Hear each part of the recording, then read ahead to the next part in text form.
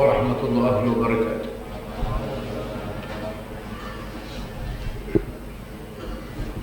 Alhamdulillahi wa kafa. Salatan wa salam ala ibadillahi alladhina istafa wa ala khatamihim wa akramihim ashrafihim habibina wa syafi'ina Muhammad النبي المجتبى وعلى آله وصحبه ومن اهتدى.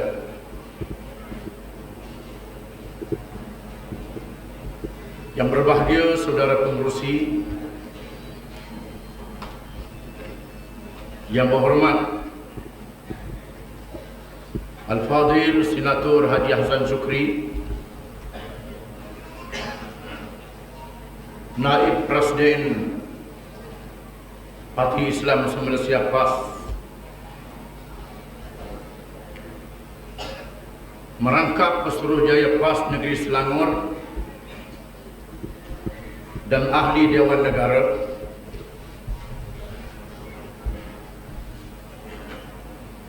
yang berbahagia Al-Fadhil Saudara Timbalan Pesuruhjaya PAS Wilayah Persekutuan, yang dihormati penceramah undangan Saudara Khair Abdul Hayy,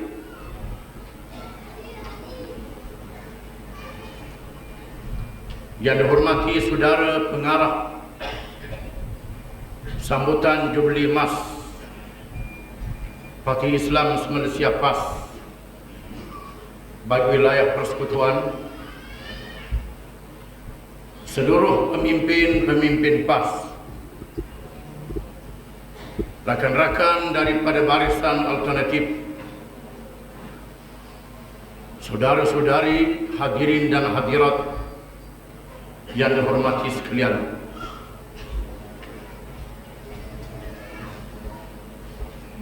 Perayaan Jubli Emas 50 tahun penubuhan Parti Islam Malaysia PAS disambut di seluruh negara, yang berakhir dengan sambutan kemuncak pada 22 hari bulan Ogos di negeri Kelantan Darul Ain. Penubuhan Parti Islam Malaysia PAS 50 tahun yang lalu, pada tahun 1951, bukan bermakna bermulanya perjuangan Islam, kerana perjuangan Islam lebih awal daripada itu. Perjuangan Islam dimulakan oleh Nabi Adam AS, dilakukan oleh Nabi-Nabi dan Rasul-Rasul. Perjuangan Islam sejagat dilakukan oleh Nabi Muhammad SAW sejak 1400 tahun lebih. Penubuhan Parti Islam Malaysia PAS adalah salah satu daripada mata rantai perjuangan Islam. Mata rantai perjuangan Islam yang bersambung sehingga hari kiamat. Kerana perjuangan Islam tidak mati dengan wafatnya Rasulullah SAW. Perjuangan Islam tidak mati dengan hilangnya negara Islam. Kerana perjuangan Islam dijamin oleh Allah Subhanahu wa taala, dijamin oleh Nabi Muhammad sallallahu alaihi wasallam. Allah Subhanahu wa taala telah memberi jaminan yang tegas bahawa perjuangan Islam ini bersambung. Firman Allah Ta'ala, Ya ayyuhalladzina amanu man yartadda minkum an dinih fasawfa ya'ti Allahu biqaumin yuhibbuhum wa yuhibbunah adillatin 'alal mu'minin a'izzatin 'alal kafirin yujahiduna fi sabilillah wala yakhafuna lawmata laim dzalika fadlullahi yu'tihi man yasha wallahu wasi'un 'alim. Innama waliyukumullahu wa rasuluhu walladzina amanu alladzina yuqimuna as-salah wa yu'tuna az-zakah wa hum raki'un wa man yatawalla Allah wa rasulahu walladzina amanu fa inna hizballahi humul ghalibun. Surah Al-Maidah. Maksudnya, wahai orang-orang yang beriman, sesiapa yang menyeleweng di kalangan kamu daripada agamanya, Allah akan melahirkan golongan di kalangan umat Islam yang menentang penyelewengan itu. Golongan itu bersifat Allah menyintai mereka, mereka menyintai Allah, mereka merendah diri kepada orang-orang yang beriman, mereka menunjukkan kekuatan kepada orang-orang yang engkar menentang, mereka berjihad pada jalan Allah, dan mereka tidak takut kepada celaan orang yang mencela.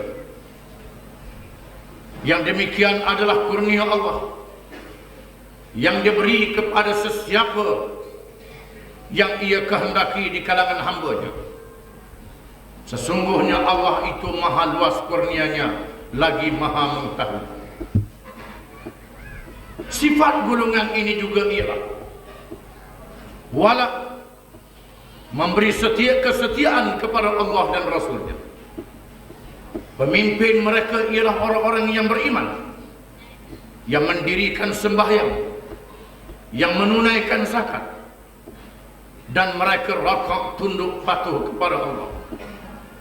Sesiapa yang berwalikan Allah, Rasul-Nya dan orang-orang yang beriman, yang demikian sifatnya, mereka itulah Hizbullah, parti Allah. Sesungguhnya parti Allah itulah yang mendapat kemenangan. Rasulullah sallallahu alaihi wasallam telah bersabda dalam satu hadis, La tazalu ta'ifatun min ummati qa'imin 'ala al-haqq la yadurruhum man khalafahum hatta ya'ti amrullah. Akan tetap ada di kalangan umatku golongan yang bangkit berjuang menegakkan kebenaran agama Islam ini. Mereka tidak boleh diperlakukan oleh orang-orang yang menentang mereka sehingga datangnya urusan Allah. Walaupun Nabi Muhammad sallallahu alaihi wasallam wafat, perjuangan Islam tidak mati. Walaupun tidak ada lagi nabi selepas Nabi Muhammad sallallahu alaihi wasallam, kerana Allah menutup kenabian dan kerasulan dengan Muhammad sallallahu alaihi wasallam. Namun perjuangan Islam berlangsung terus, tidak padam dan tidak boleh dimatikan. Perkara ini dibuktikan oleh Allah di dalam sejarah perjuangan Islam. Bermula daripada peristiwa wafat Rasulullah sallallahu alaihi wasallam. Apabila berita kewafatan Rasulullah sallallahu alaihi wasallam tersebar kabilah-kabilah Arab murtad, menyeleweng daripada agama Islam. Ada orang-orang yang mengaku menjadi nabi. Lahirnya nabi-nabi palsu yang mempunyai ratusan ribu pengikut. Negara Islam digugat oleh peristiwa Riddah. Pusat kerajaan Islam Al-Madinatul Munawwarah dikepung bukan sahaja oleh kabilah-kabilah Arab yang murtad, dikepung oleh dua kuasa besar dunia, Parsi dan Rom. Ketika umat Islam dalam kebingungan, kesedihan menerima berita kewafatan Rasulullah SAW, Allah membuktikan bahawa perjuangan Islam tidak padam dan tidak mati.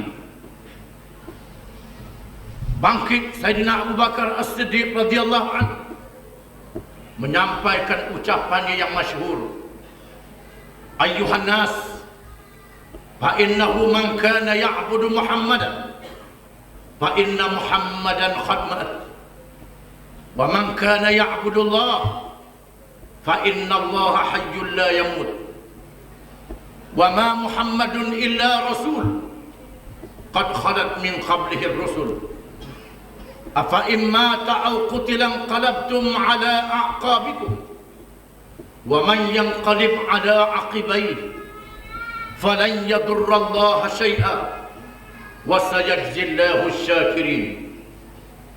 Wahai manusia, wahai tuan-tuan sekalian, ketahuilah, barang siapa yang menyembah Muhammad, Muhammad sudah mati.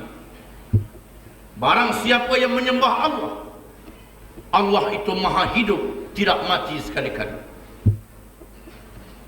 Tiadalah Muhammad itu, malakan dia seorang rasul. Telah berlalu sebelumnya rasul-rasul yang lain, yakni ada rasul-rasul yang mati sakit biasa, ada rasul-rasul yang dibunuh syahid. Rasul-rasul ini diwafatkan oleh Allah, dimatikan oleh Allah.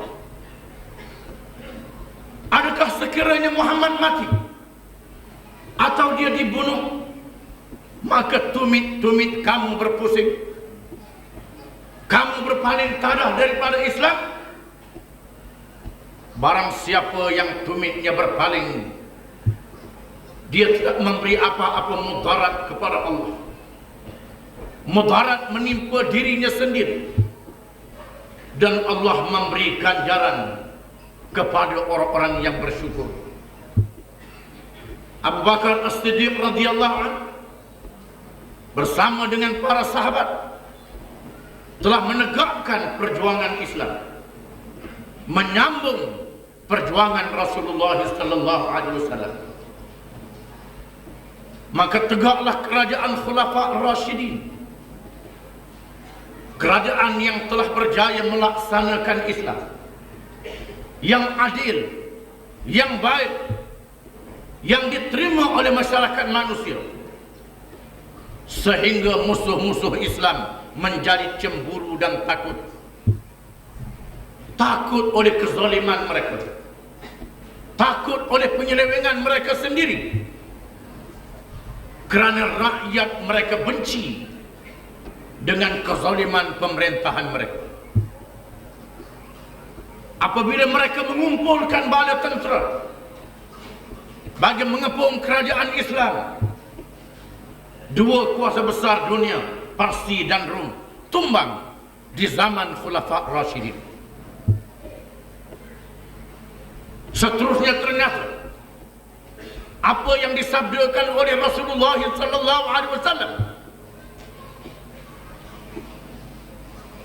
"Inna hadzal amra sayablughu ma balagha al-lail wan nahar," atau kama qala, sesungguhnya cahaya agama Islam ini akan terpancar di mana adanya siang dan malam.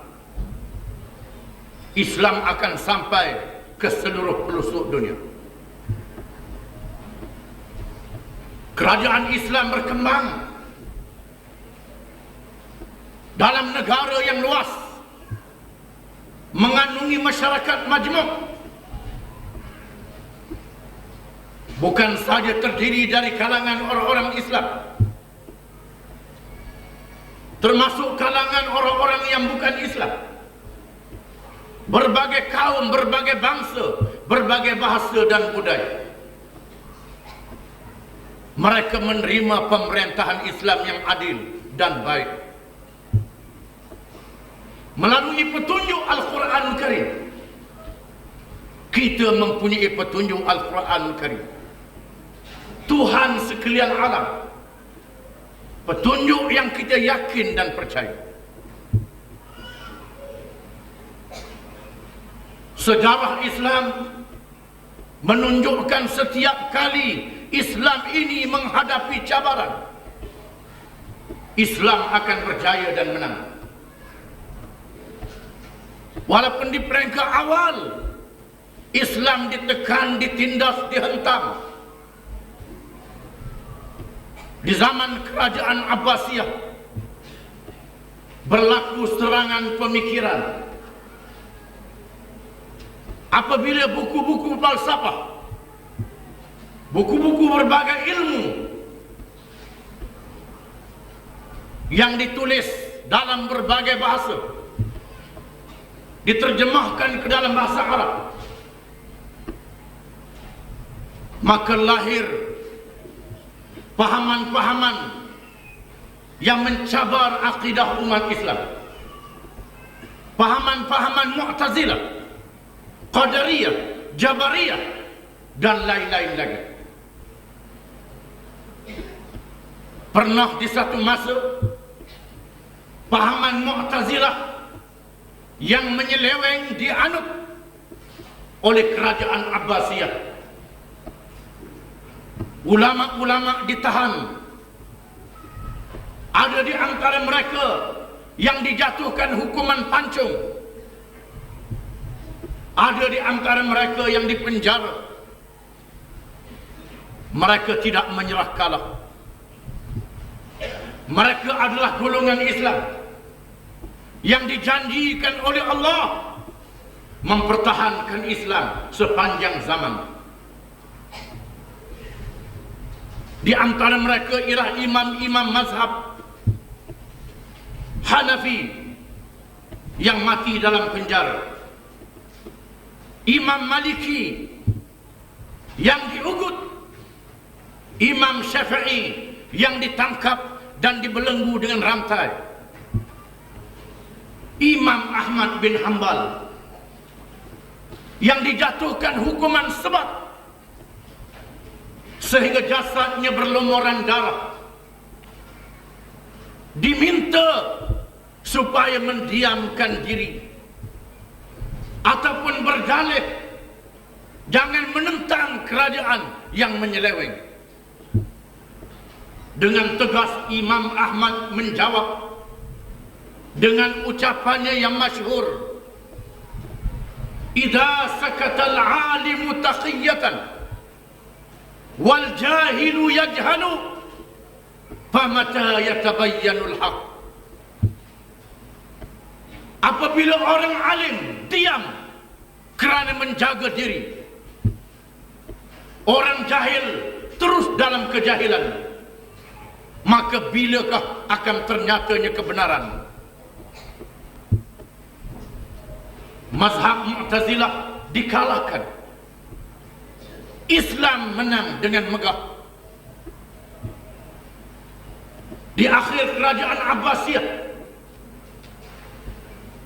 Islam mengalami bencana serangan Tatar yang bermula daripada kemarahan Genghis Khan dari Asia Tengah, yang keluar dengan ganas, dengan jahil dan bebal, membunuh, merampak dan menyamun. Kelemahan kerajaan Abbasiyah menyebabkan Tatar yang dipimpin oleh Hulaku menawan Baghdad, ibu kerajaan Islam. mayat bergelempangan. Baghdad menjadi kolam darah. Kitab-kitab yang ditulis oleh ulama Islam dalam segala ilmu dipunggah oleh Tatar yang buta huruf untuk dijadikan jambatan bagi menyeberangi Sungai Furat dan Dijlah. Menggambarkan bagaimana banyaknya buku yang ditulis oleh ulama-ulama Islam dalam segala ilmu. Tatar menguasai Baghdad. Mereka menggubal perlembagaan yang dinamakan Yasak. Perlembagaan yang diambil daripada ajaran Islam untuk menarik umat Islam. Diambil daripada agama Yahudi, diambil dari agama Kristian, diambil daripada akal pikiran pemimpin-pemimpin mereka. Ulama-ulama Islam bangkit menentang penyelewengan ini, menyeru umat jangan meninggal Al-Quran, jangan meninggalkan Islam, hendaklah menolak perlembagaan Yasak walaupun mereka dipaksa oleh kezaliman pemerintah Tatar. Hasil daripada kegigihan perjuangan Islam, keberkatan pengorbanan yang dilakukan oleh ulama-ulama Islam, tiba-tiba keadaan menjadi berubah. Raja-raja Tatar yang ganas menganut Islam. Tidak pernah berlaku dalam sejarah dunia bangsa penjajah menganut agama rakyat yang dijajah. Kebiasaannya rakyat yang dijajah akan terpengaruh dengan penjajah. Tetapi kekuatan akidah umat Islam telah berjaya mengislamkan bangsa yang menjajah umat Islam. Tiba-tiba golongan Tatar yang memerintah di Baghdad dan golongan Mogol di India menganut agama Islam. Mereka menjadi penyebar Islam dengan gigih, menunjukkan bahawa Islam tidak boleh dikalahkan. Di zaman umat Islam dipecah oleh paham nasionalisme yang dibawa oleh penjajah. Apabila anak-anak umat Islam dididik dengan sejarah zaman jahiliyah, dilupakan sejarah Islam. Di Mesir digalakkan sejarah Firaun supaya menjadi kebanggaan negeri Mesir. Di Iran digalakkan sejarah Majusi zaman Kisra. Di negara kita digalakkan sejarah Sriwijaya dan Majapahit di zaman jahiliyah. Peranan Islam dipadamkan melalui pendidikan. Maka lahirlah paham nasionalisme, paham asabiyah. Masing-masing mempertahankan kebangsaan masing-masing. Lupa kepada Islam adalah akidah yang pertama. Umat Islam berpecah. Kerajaan Osmaniyah yang berpusat di Istanbul dalam keadaan bahaya, sehingga mengizinkan bangsa-bangsa Islam menerima kedatangan penjajah untuk menjatuhkan kerajaan Osmaniyah. Lahirlah gerakan tajdid, gerakan reformasi Islam yang dipimpin oleh Jamaluddin Al-Afghani dan muridnya Muhammad Abduh. Walaupun mereka berdua di penjara, dibuang negeri, dan ada pengikut-pengikutnya yang dijatuhkan hukum gantung. Dengan megah, Jamaluddin Al-Afghani mengatakan, kalau saya ditahan dalam penjara, diberi peluang untuk beribadat. Kalau saya dibuang negeri, diberi peluang untuk melancong. Kalau saya dijatuhkan hukuman bunuh, diberi peluang untuk mati syahid. Apa yang saya takut? Akhirnya kedua-dua pemimpin, Jamaluddin Al-Afghani dan Muhammad Abduh, dibuang ke Eropah. Dan hari ini kita mengalami kesan daripada sekularisme barat. Setelah kejatuhan kerajaan Osmania melalui Kemal Atatürk di Turki, yang memulakan kerajaan sekular di kalangan umat Islam, kerajaan yang memisahkan politik pentadbiran dan urusan duniawi daripada agama. Sebaik saja jatuh kerajaan Osmania, negara tanah air umat Islam dipecah, dibahagi-bahagikan di kalangan penjajah. Malaysia, benua India, Iraq, negeri-negeri Teluk, Mesir, Sudan, Nigeria dikawal oleh penjajah Inggris. Algeria, Morocco, Tunisia, Syria dijajah oleh Perancis. Libya dijajah oleh Itali. Kepulauan Indonesia dijajah oleh Belanda. Negeri umat Islam di Asia Tengah, Turkistan Timur, Turkistan Barat, di dalamnya Bukhara, Samarkand, Tashkent dan lain-lain lagi, dijajah oleh komunis, Rusia dan Cina komunis. Tanah air umat Islam dipecah, dibahagi-bahagikan di kalangan penjajah. Anak-anak Islam dipaksa supaya menjauhkan diri daripada pendidikan Islam. Sekolah-sekolah agama ditekan dan ditindas. Allah Subhanahu wa taala menunaikan janjinya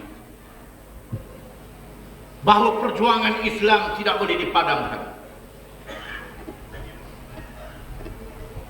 Maka lahirlah Al-Ikhwanul Muslimun di negara Arab, Pidaian Islam di Iran, Jama'atun Nur di Turki. Jama'atun Nur diharamkan, ditubuhkan parti As-Salamah. As-Salamah diharamkan, ditubuh parti Rabah.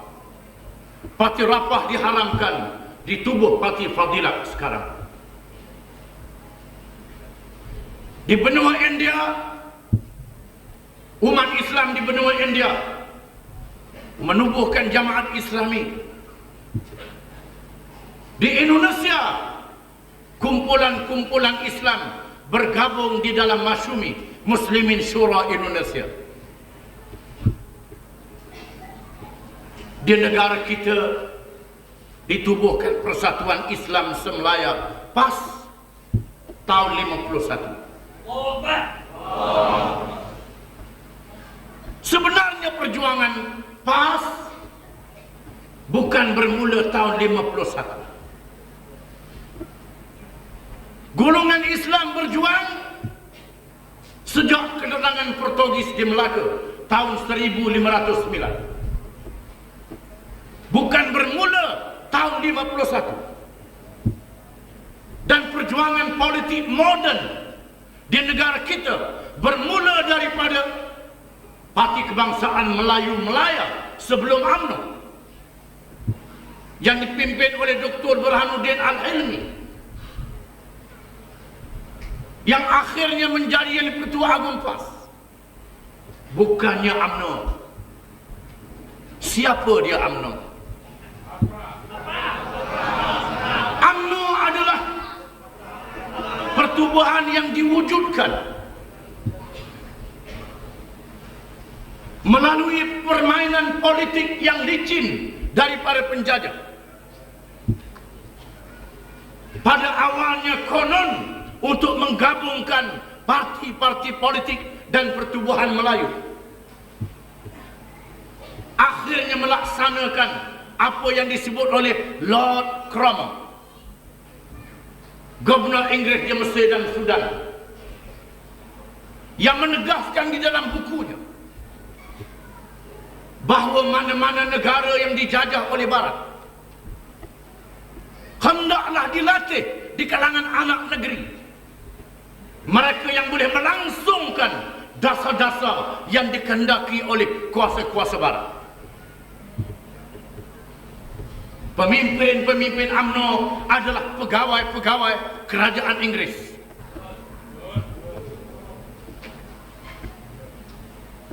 Ketika darurat tahun 48, Hizbul Muslimin diharamkan, Parti Kebangsaan Melayu Melaya diharamkan, pemimpin-pemimpin Islam merengkok dalam penjara.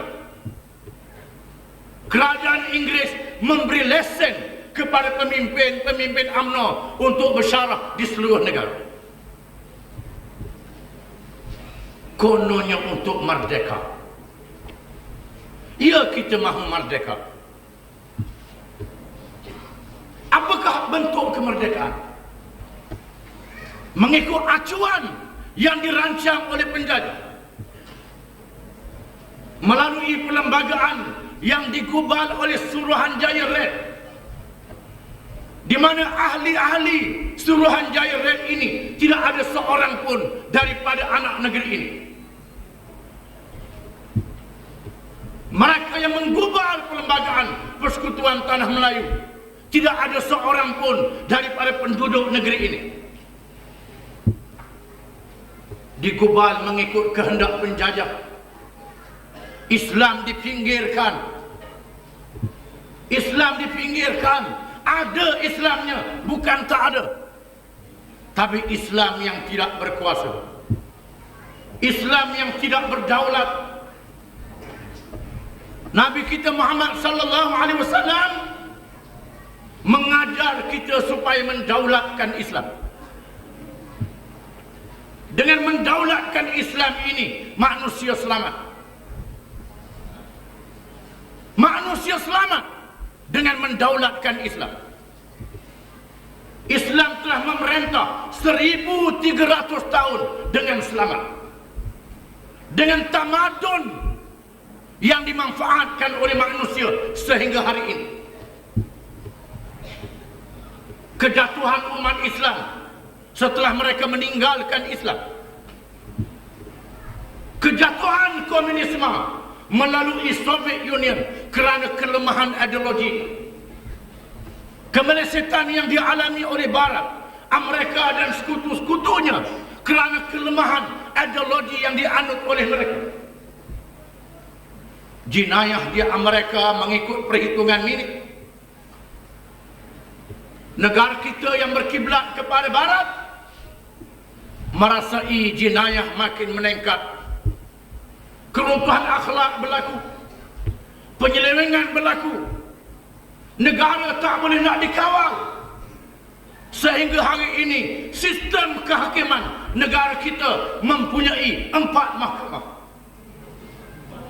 4 jenis mahkamah. Mahkamah sivil yang beramal dengan undang-undang Inggeris, masih lagi berkiblat kepada England. Mahkamah syariah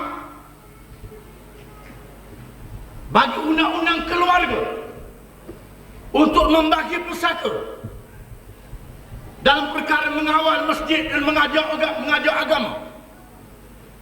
Mahkamah syariah yang tidak ada kuasa. Mahkamah sipil lebih tinggi daripadanya. Yang ketiga, Mahkamah UMNO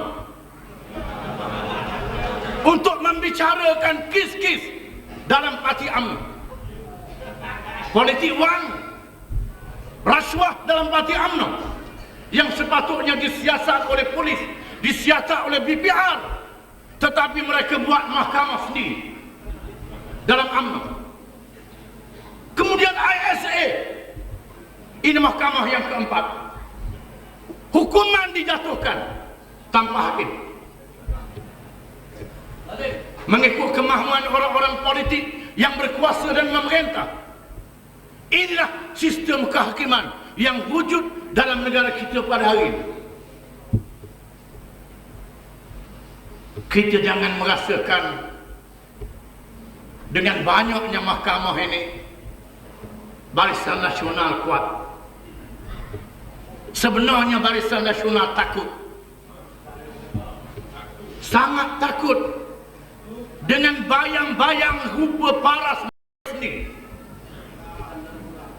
dengan bayang-bayang penyelewengan mereka sendiri, dengan bayang-bayang kemusnahan yang dilakukan oleh mereka sendiri, sehingga mereka melanggar akhlak dan adab-adab demokrasi, tidak menghormati demokrasi. UMNO boleh mengadakan ceramah di mana-mana ikut mereka mahu. PAS tidak boleh mengadakan ceramah di mana-mana. Barisan Alternatif tidak boleh menjadikan ceramah di seluruh negara. Ada tempat yang boleh buat ceramah, ada tempat yang tak boleh buat ceramah. Ini demokrasi. Bila kita memerintah negeri Kelantan dan Terengganu, mereka rompok keuangan kita. Mereka lambat-lambatkan bayaran yang diwajibkan mengikut perlembagaan. Mereka ganggu pentadbiran. Mereka campur dalam urusan yang tidak patut bagi mereka campur. Ini yang dilakukan kepada Kelantan dan Terengganu. Mereka tidak menghormati adab-adab demokrasi. Pemimpin mereka bersyarah negeri ini adalah demokrasi, bebas, pilihan raya, macam orang main bola. Boleh berlawan bola dengan mereka, tapi mereka buat peraturan. Peraturannya pihak kita kalau main bola mesti guna kaki kiri saja. Dia boleh sepak kiri kanan, boleh tendang ke mana-mana. Dia buat peraturan. Dia membenarkan pemain-pemain kita kalau bawa bola separuh badan, dia boleh masuk mana-mana saja. Inilah adab demokrasi. Tanpa rasa malu, tanpa rasa segan kepada seluruh dunia. Tidak malu, tidak ada maruah dan tidak ada harga diri. Dan kita melihat bagaimana mereka dalam keadaan takut, sehingga dalam masa seminggu ada 2 perhimpunan. Perhimpunan Agung UMNO, Konvensyen Barisan Nasional 2 kali seminggu. 2 minggu, 2 kali. Ini menunjukkan mereka benar-benar cemas.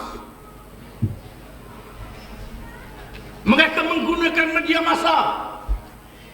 Kalau dulu media massa surat khabar dalam bahasa Malaysia dikuasai sepenuhnya untuk mengawal pemikiran rakyat.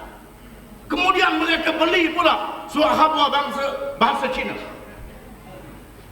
untuk menguasai media massa, supaya rakyat diperbodohkan. Akhir-akhir ini dia hentam pensyarah-pensyarah universiti, dia hentam pelajar-pelajar universiti, dia hentam pelajar-pelajar universiti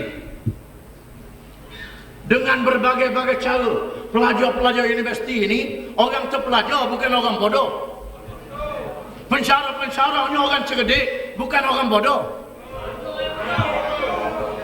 Mereka boleh menilai sendiri, mereka boleh ukur sendiri.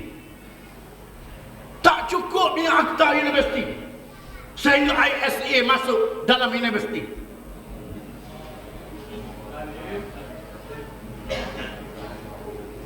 Kita jangan menyangka bahawa apa yang berlaku ini menandakan kekuatan Barisan Nasional. Yang paling menjadi sasaran mereka ialah PAS. Mereka menyerang PAS dalam keadaan kelam kabut. Kadang-kadang mereka menggunakan senjata kita, negara Islam. Mereka juga mahu kepada negara Islam, mahu kepada syariat Islam, mahu kepada Islam. Kadang-kadang mereka hantam Islam dalam keadaan yang kelam kabut. Kita istiqamah dengan Islam. Sejak ditubuhkan tahun 51, dasar kita ialah Islam. Dan kita akan bertahan dengan Islam. Tak perlu orang ajar kita. Jangan siapa nak ajar kita supaya kita tinggalkan Islam.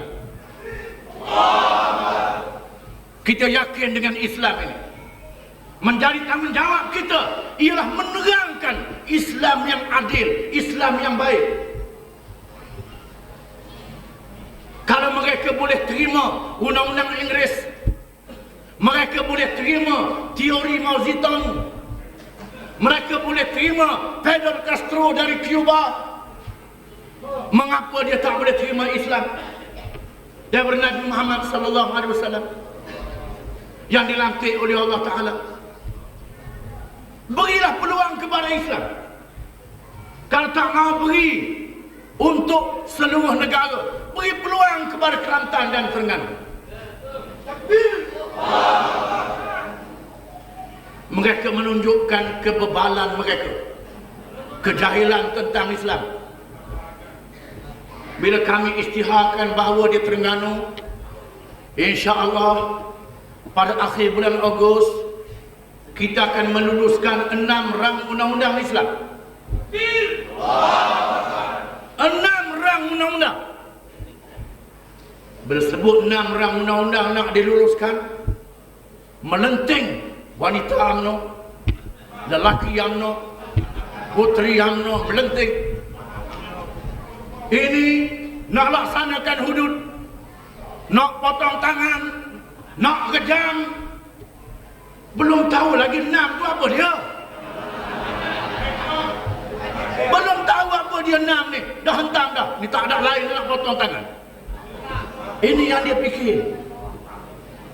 Padahal 6 rang undang-undang ini adalah undang-undang prosedur syariah, undang-undang keterangan, undang-undang mal, undang-undang ta'zir. 6 perkara. Tak menyentuh lagi pasal hudud. Baru mukadimah je, baru penduluan dia dah pening. Ini menunjukkan kejahilan tentang Islam. Kalau tak tahu jangan bercakap.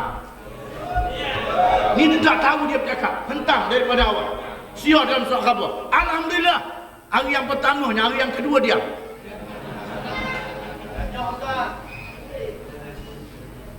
Marilah kita meningkatkan semangat kita, keyakinan kita, dan sebarkan keyakinan ini kepada seluruh rakyat dan semua kaum, untuk kita buat perubahan dalam pilihan raya akan datang insya-Allah.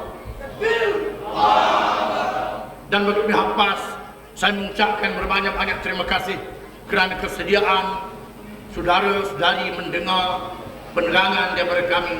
Sekadar itulah ucapan saya. Aqulu qawli hadza wa astaghfirullah azim li wa lakum. Wassalamualaikum warahmatullahi wabarakatuh.